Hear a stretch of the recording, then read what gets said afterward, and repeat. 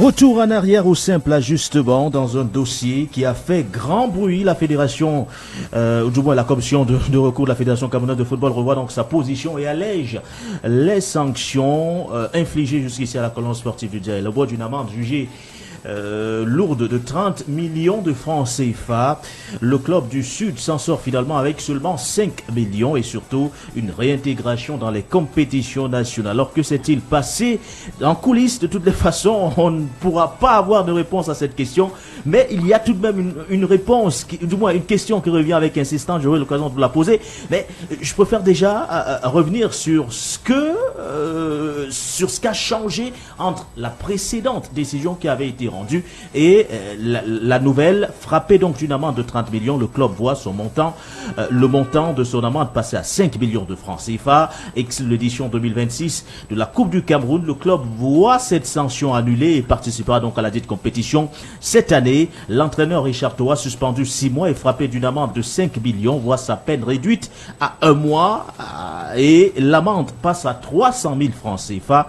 Le PCA du club, Ediane Doko, suspendu 1 an ferme, voit donc sa sanction réduite à 1 mois. Incompréhensible d'ailleurs pour certains, mais de toutes les façons, la décision elle est là, elle a été rendue publique. Alors pourquoi un tel, ou du moins, qu'est-ce qui pourrait expliquer, tout défendant, un tel revirement après justement une décision prise? Et on s'était focalisé sur la fermeté de cette décision de la Fédération camerounaise de football. Bah, tu sais, il y a eu, par rapport à ça, c'est dès le départ, je faisais partie de ceux qui disaient tu prends des sanctions sur la base d'un règlement. Oui. Voilà, là on parle du trophée des champions. Est-ce qu'il y a un règlement du trophée des champions? Il n'y en a pas. Et ça crée un peu une sorte de vide juridique. Bon, je ne suis pas un juriste, hein, c'est des notions qu'on apprend aussi à force de les côtoyer souvent sur les plateaux. Il y a une sorte de vide juridique parce que sur quoi est-ce que tu t'appuies? Et cette sanction, dès le départ... Donc pour vous, les sanctions dès le départ étaient illégales? Oui, en quelque sorte, parce que tu t'appuies sur quoi? Parce que tu dois dire, normalement, tu dois dire, selon les statuts, selon les règlements adoptés lors de l'AG, comme ça, qui prévoit que, voilà, si tu commets telle faute, voilà les sanctions qui vont avec. Déjà, il n'y avait pas ça. Parce que le trophée des champions, c'est plus un match de gala. Oui. Maintenant, ce qui s'est passé, oui, il fallait sanctionner. Mais on sanctionne comment? Et ça doit interpeller pour dire, dorénavant, il faut qu'on place certaines bases pour que si quelque chose comme ça arrive, voilà comment on va réagir. Un petit, si tu permets, on a vu ce qui s'est passé lors de la finale de la CAN. Il y a eu tellement d'imbroglio qu'au final, la FIFA, hier, a adopté de nouvelles règles. Maintenant, si un joueur sort du terrain pour protester contre une décision arbitrale, l'arbitre, sous réserve de l'organisateur et de la commission, peut lui donner un carton rouge. Et si un membre du staff incite les joueurs à sortir du stade pour protester contre une décision arbitrale, on peut aussi te donner un carton. On peut donner un carton rouge aux membres du staff. Donc, parce que les événements, ça évolue. Et les règles doivent évoluer avec. Du coup, avec ce qui s'est passé là, on était un peu dans un imbroglio. Et quand je regarde les sanctions, c'était d'abord 30 millions, là on est à 5 millions.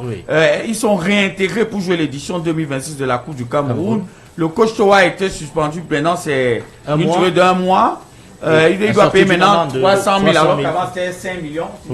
C'est 5 millions. 5 millions, effectivement. Franchement, j'ai connu.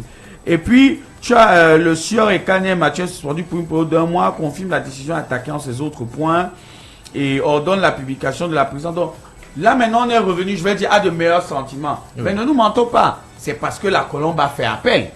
La Fédé n'a pas pris une décision comme ça et puis décidé du jour au lendemain de faire une fleur à la Fédé. Non. La Colombe, et c'est même mentionné, c'est-à-dire, il précise que reçoit le club Colombe Sportif du Djaï Loba en son appel comme fait dans la forme et délai réglementaire. Ça veut dire que la Colombe a fait appel et puis ils ont revu le cas et puis voilà. Ils ont introduit un recours. Ils ont introduit un recours et puis voilà. Donc après ça laisse aussi, ça peut laisser interprétation à beaucoup de choses parce qu'on a entendu des trucs pas très clairs, pas très nets. Mais comme c'est officieux, moi je préfère ne pas en parler dans une émission sérieuse. Je me base sur les faits. Certains estiment d'ailleurs que c'est peut-être un signal qui est envoyé à tous les autres clubs aujourd'hui sur certaines décisions qui sont généralement rendues là par non mais force.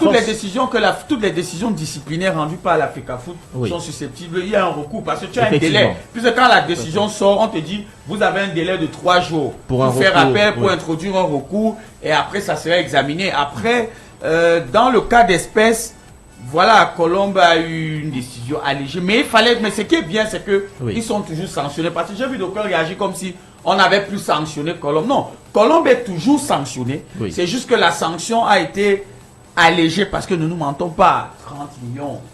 Et puis 5 millions pour Richard Toa. Il touche combien? Le club le paye combien pour qu'il vienne payer? Oui, mais parlons. Le club va payer, non? Oui, mais c'était déjà assez lourd parce que le club devait d'abord payer 30 millions. Il fallait encore payer 5 millions. Déjà qu'ils ont écopé des 11 joueurs qui n'ont pas joué 2 journées, si je ne me trompe pas. Donc ça faisait déjà 35 millions. Là, c'est revu à 5 millions 300 000 francs. Voilà, donc c'est quand même soutenable. Voilà, tout est bien. Est-ce que tout est bien qui finit bien? Non. Par contre, moi pour personnellement, oui, j'estime que parce que là on a dit Côte Richard, mais le match est perdu sur là on ne revient plus là-dessus. Le match est perdu. Le match il est perdu. Voilà, il est perdu. L'amende, le Toa est frappé d'une 300 000 cette fois. 300 000 est suspendu pour une durée ferme de 1 mois.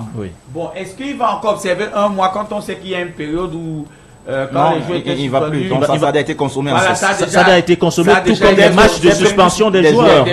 Voilà, donc voilà, je on peut tourner la page et puis parler de choses, mais que dorénavant qu'on puisse avoir un règlement pour le trophée des champions pour éviter que des cas comme ça ne se répètent. Alors Alain, la pression du recours a-t-elle fait plier la commission de recours de la Fédération camerounaise de football ou alors pour vous s'agit-il d'un simple réajustement disciplinaire? Je pense qu'il faut d'abord corriger quelque chose. Il faut d'abord commencer par là parce que Tony a dit tout à l'heure que il n'y a pas de règlement qui encadre le trophée des champions. C'est vrai, mais alors cependant, le code disciplinaire de la Fédération camerounaise de football qui lui régit des compétitions qui ne sont pas encadrées par des textes particuliers. Et donc, ce dont on s'était insurgé ici, lorsqu'il y avait eu toutes ces sanctions-là, c'était sur la question de savoir, la question de la conformité des sanctions par rapport aux prescriptions du code disciplinaire. Et lorsqu'on regarde le code disciplinaire et qu'on superposait un peu aux différentes sanctions qui avaient été prises, il y avait une très grosse inadéquation. Et donc, directement, on est vite tombé sur la thèse d'un éventuel règlement de compte contre la Colombe, qui peut-être ne rentrait plus dans les bons draps de la Fédération camerounaise de football, qui s'était précipité à aller régler ses comptes à cette Colombe-là, qui, le contexte s'y prétend, venait il y a quelques jours, semaines de cela, de revendiquer sa quote-part, de sponsorer beaucoup d'autres de ses primes, qui, d'après ses dirigeants, n'avaient pas été reversées à ce club-là. Alors, les sanctions, on les avait trouvées totalement disproportionnées par rapport à ce que le code disciplinaire prévoit. On les avait trouvées exagérées, imaginaires d'ailleurs, pour la plupart. Et je pense que c'est une sorte de, j'ai envie de dire, de retour à la légalité en réalité. Parce que, certes, la Colombe méritait d'être sanctionnée, et ça on l'avait tous dit ici sur ce plateau d'ailleurs, lorsqu'on posait des émissions à cette période-là, mais pas jusqu'à ce niveau. Parce qu'on se disait, mais comment une fédération qui donne pour le vainqueur du trophée des champions un montant largement inférieur au montant auquel elle sanctionne le club pour des actes qui sont posés lors du trophée des champions? C'est-à-dire, vous gagnez ici à Jambo FM, je dis n'importe quoi, 100 000 francs. Et après, on vous frappe une sanction de 300 000 francs. Pour être arrivé en retard, par exemple, alors être sorti du studio alors que l'émission passait. Ça n'a pas de sens. La sanction doit être quand même quelque peu proportionnelle, raisonnable, c'est le mot. Et donc, on trouvait cette sanction-là totalement déraisonnable, disproportionnée, et tout ce que vous voulez. Donc, pour moi, c'est une sorte de retour à la légalité, à une certaine légalité, à une certaine justesse au niveau de la justice, si je peux dire ça de cette façon-là.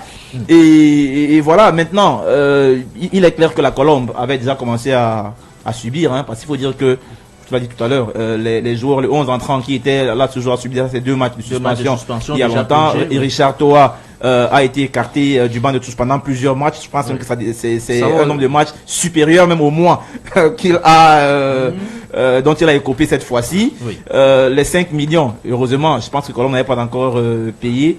Et je pense que comme la fédération leur doit beaucoup d'argent, peut-être ils vont juste faire une sorte de balancement. Ça, c'est notre débat.